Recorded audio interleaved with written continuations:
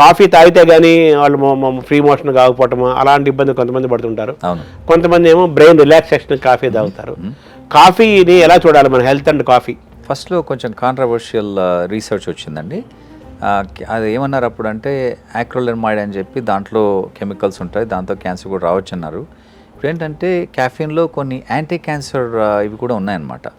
So కొన్ని స్టడీస్లో colon cancer వచ్చిన వాళ్ళు 4 కప్పుల కాఫీ కనుక తీసుకుంటే their recurrence will be lower, their survival is longer అనమాట. సో దాంతో కాఫీతో హార్ట్ అటాక్స్ కూడా కొంచెం తగ్గుతాయి. సో అది హెల్తీనే. కాకపోతే మనం దానికి షుగర్ యాడ్ చేస్తాం, తర్వాత మిల్క్ యాడ్ చేస్తాం.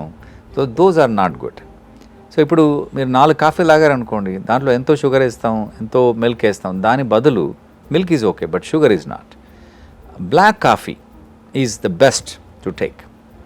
సో చాలామందికి అది నచ్చదు, కాకపోతే కొన్ని రోజుల తర్వాత అలవాటు అయిపోతుంది. So same thing with tea, black tea. Actually నేనేం చెప్తానంటే అందరికీ ఆ ఫ్లేవర్ని ఎంజాయ్ చేయాలంటే మీరు బ్లాక్ టీ, బ్లాక్ కాఫీ తాగితే వాటి ఫ్లేవర్ ఎంజాయ్ చేయవచ్చు.